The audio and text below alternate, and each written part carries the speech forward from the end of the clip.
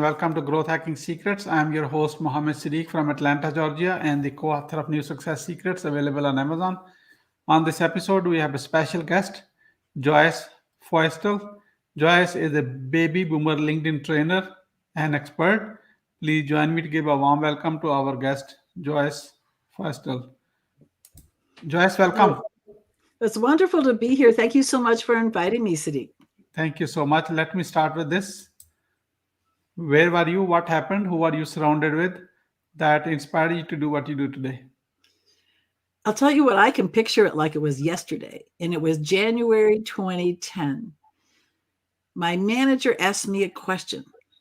Joyce, he said, since you're so good at explaining this new social media thing that we're using to market at our business to our clients, hey, he said, have you ever thought of helping other people in your baby boomer generation, especially to even understand what social media is all about? To understand it like you do. Whoa, it's like the skies parted, the clouds parted, the angels sang, and God just channeled himself that day through my 35-year-old manager, Brett, to my 61-year-old self on the age of his mom and dad. Wow, what a fascinating concept. I don't know if it would ever come to my head without him asking me. So that's really my origin story. How I'm sitting here with you today is because my manager saw something in me that I didn't see in me. Based on your experience, what are the top three reasons why do people fail? Well, we take that very granularly down to LinkedIn. I'm going to take it from that standpoint because that's what I mainly tutor and train on for people 55 and up. Okay, so people 55 and up, let's think about this group. We were raised not to brag ourselves up, right? You're kind of in this age group, I think. All right, so the first thing people fail on is not doing a profile that really showcases them, that celebrates them and says, yes, I'm all that. I rock. Okay, you can see it in ways that don't sound braggy. Okay, that's the first thing. Their profile is not very good.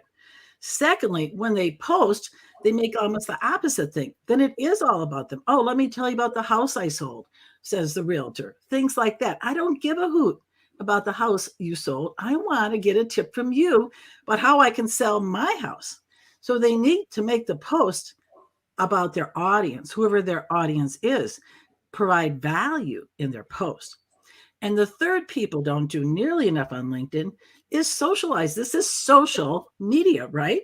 LinkedIn isn't just for resumes or just like a website. It's about engaging with other people. I recently put up a picture of me holding a birthday cake in my Mrs. Santa Claus dress. I have 13,000 views, but reached. That post is more successful than any other one because I said something about myself that was interesting and I provided a valuable message. What is your greatest failure story? What did you learn and how did you recover from it? I'm really glad you told me this one ahead of time to think about. What came to mind is it was several years ago, and people had kept encouraging me to have passive income, right? I know passive income, you have passive income, many of us do. So I created a series of webinars, and it took me a really long Memorial Day weekend. I remember hours and hours in my basement creating this series of webinars. And you know who bought my webinars? Like my friends, basically. I hardly had anybody, probably less than a dozen people buy the webinars. And I'm thinking, okay, what did I learn from that? Well, I do better because I'm an extrovert when there's people around me, even virtually. So the next time I did a webinar, there were people who were there who then asked me questions at the end. And I did the whole thing as a live demo on LinkedIn. I didn't go back and forth between PowerPoints and LinkedIn. I simply did a live demo. And then had me energized by the fact that there were people there real time with me, even where they weren't actually pictured, but I knew they were there. What are your top three success secrets that others can model from? Yeah, this is an interesting one. I think these aren't so much secrets, but truisms. I think when you have a business, know your voice, know your authentic self. take some of those assessments, get a business coach, whatever works for you. And sort of then the second part of this, the second related point is don't copycat other people if they aren't you. I mean, you are you. I sound so basic, but I think people sometimes lose sight of, like for my example, I call it a teacher voice, an informative voice. I don't have a big salesy voice. I don't proclaim to be an expert. So I'm true to myself. I don't worry if other people have more followers or more attention. I know my people and who they are. And the third thing, if you get waylaid, if anything happens, the older we are, the more likely that could happen, is be resilient. I fell, Siddique, June 11th, and broke 2 bones in this wrist. And not all that's left, not the viewers, but maybe grossed out. But there's a little bitty bump there where a suture is trying to come out. And my doctor's going to take care of that in early January if it doesn't do it by itself. No, this is my dominant hand, my friend. So that was challenging to conduct my business. I didn't do as well financially, but I'm not giving up. I'm hanging in there. So that's what I say is just do what you can with what you have and don't get too hard on yourself. Cut yourself some slack and move forward. What motivates you within? I would say the God of my understanding. You might, for some people who aren't necessarily believers, but I would say a spiritual force, some entity that's telling me you're doing important work in the world. Don't give up. So I think that would be that inner guidance is a motivator for me. What is your company's motto? Okay, now I said my company's motto. All of a sudden I'm doing this little blank at it, but it's going to come to me. Okay. Basically, my motto is making social media simple, easy, and fun. I make social media simple, easy, and fun. I know you're going to edit this somewhere along the way too, so that's all right. Who is your ideal client? My ideal client is a woman who is over 55, who has her own business, who's already on LinkedIn, but isn't happy with it. Now, I'll take men too. Okay, just to clarify, it's about a 70% women, 30% men, split. She's been in business for a few years. She's just simply frustrated with the fact that she doesn't like how she turns up on LinkedIn and she doesn't know what in the heck to do with it. How do you find your ideal client?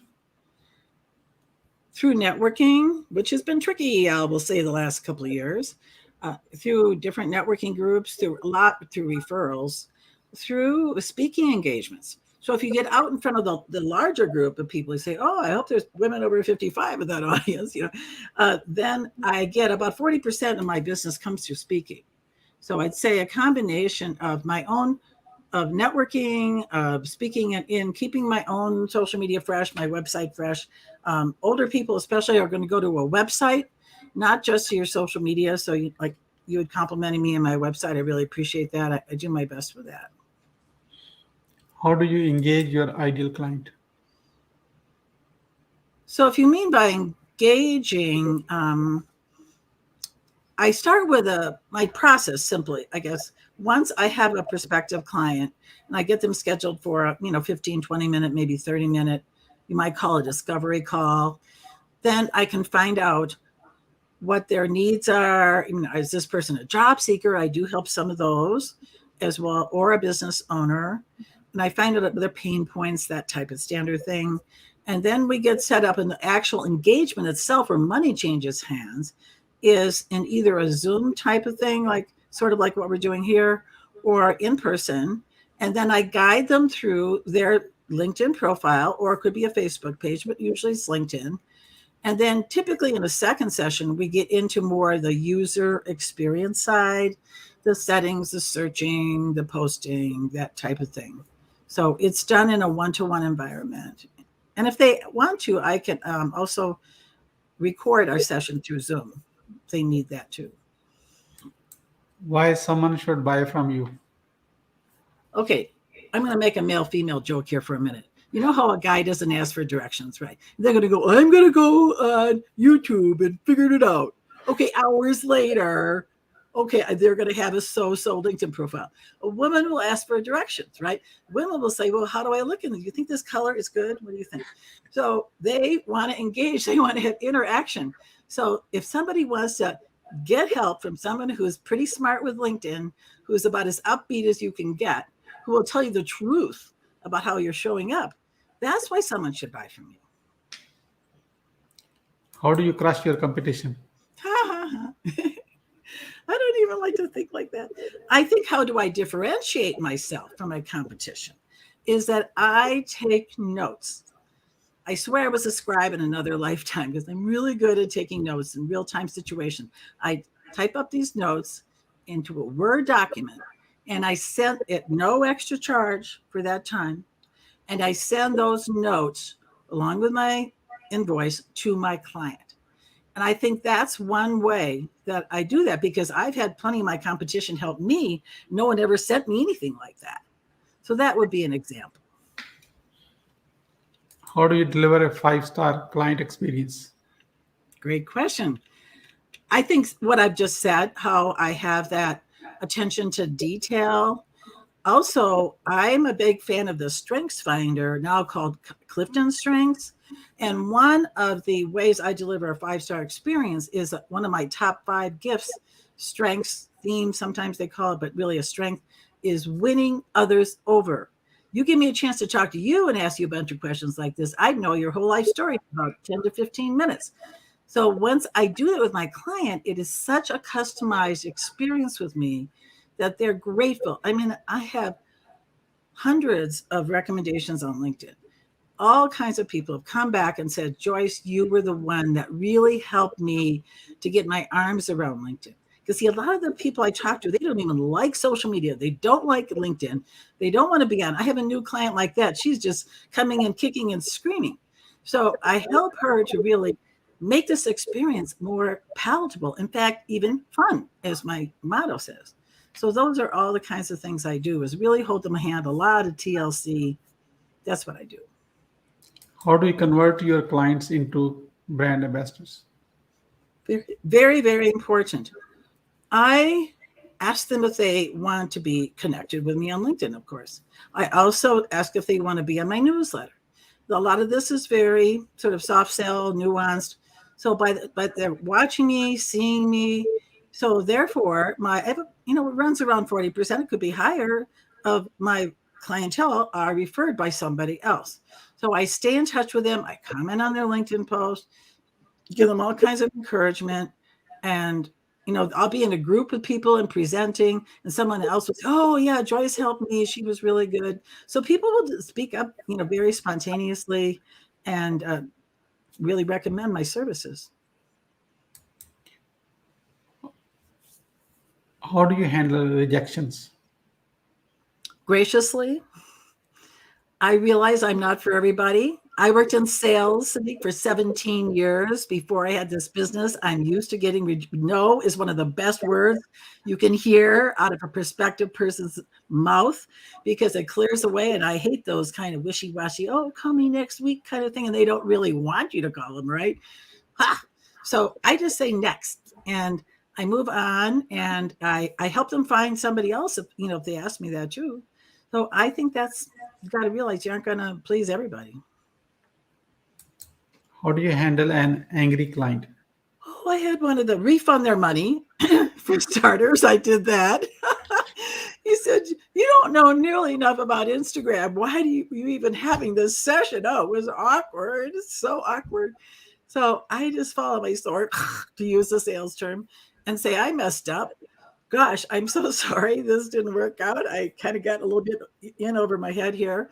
So here's somebody else that could help you better and, have a nice life. I mean, this one guy that was so mad at me, now I follow him on Instagram. Oh my God, this guy's great. Somehow he figured out Instagram because he's rocking it now. We are about to move into lightning round. That means quick question and quick answer. Are you ready? Oh, you bet. What are you grateful for today? I'm grateful for my health, especially after breaking my wrist.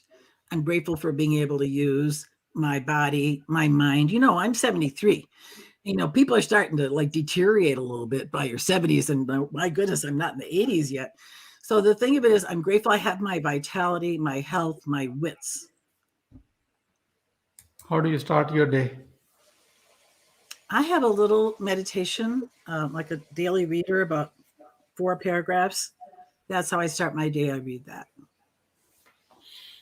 I think you already answered this question. How young are you? Well, I'm 73, but that, as we know, is a relative number. I say I'm more millennial than some millennials. So in my mind, I'm about 33. Joyce, you are not 73. You are 18 years old with 55 years experience. You're good with math. Yes, thank you. What you want to do when you grow up? I want to be a teacher like my mom. What's your plan to achieve your goal? My plan is to write things down clearly and to let other people know what my goals are in terms of doing, say, more paid teaching and training, to announce it more and really seek out help to make it happen. How will you feel in case you don't achieve your goal? I'll have to regroup like I did after the webinars and maybe talk to a coach, talk to my accountability partner, talk to my mastermind, and reflect and see if that wasn't perhaps the best direction to go. How do you overcome a challenge life throws at you? I would say, I'll use again, my wrist would be the biggest challenge of late, is follow the doctor's orders and do my part. For this challenge, I think there were 3 things that happened. I had excellent medical care in the wrist and all those physical therapy, etc. And then I had all kinds of exercises I had to do. I had to do my part. So there's usually a part you have to do and stop whining about it. Okay, I could have been, oh my God, I fell, I broke my wrist, so get over it, Joyce. Move forward. What is the advice you will give to younger yourself? You will find a calling someday. Don't give up. Once you have a revenue generating idea, how do you convince your significant other? You're talking about my husband of almost 50 years? I just say, honey, I have this idea. I'm going to go for it. And he says, fine. But that's pretty much how everything's worked for 50 years. Whether I was running for political office or started another business, he says, you go for it, honey. I don't think there's convincing. I'm pretty much run my own little show, and he's just really sweet and supports me. Who is your living mentor and what's the impact? My living mentor. Well, I often mention my minister, who is someone who is truly a role model of mine. She is 81, almost 82. It's okay. She doesn't say her age much, and I won't say her name, so people might not connect the dots. And the impact I see of her is someone who found her calling in midlife, I'll say, and just gives the best talks you'd ever want to hear on a Sunday, and is a very resilient person, has gone through a lot in her life. So the impact is, I see she can do that. I know I can do that. Why being impactful is important to you? I think we're put here on this planet to make a difference. And I think that if we don't take what we're given and develop it in the best ways we can, that we're not benefiting the world. So I feel that I want to help people, especially with social media in this time and place, so people don't feel so left out. Otherwise, they're just doing things and they're not having a tool that they could use. So if I can just in an hour or two with someone, help them to change a paradigm, to give them some skills and tools they can use, and that's going to last them for a really long time, I think that's just such a wonderful way to help somebody grow a business or land a job. And I think that's so important. Then as older we get, I think we're here to really be that mentor, that guide for others. What do you want to be remembered for? For my energy and for my humor, and that I made people feel better when I'm in a room with them. How can we support you? Oh, spread the word. Let the boomers know, especially the lady boomers, that I'm out here and can help them. Really, anybody, anywhere. I helped a gal in college once from Spain, and she got an internship after we got her profile whipped into shape. So, yeah, let people know. We are about to wrap up. I like to have a few words about your today's guest experience on the show. Here is my question. What would you say about your today's guest experience on the show? Well, I say you're one of the most organized people I've ever worked with. I'm so grateful to you. I like how you've set this up. I like our preliminary visit because that's all part of the guest experience is preparing me. I like the 9-minute video that you created that I could go through to make sure that everything was going to come out hunky dory.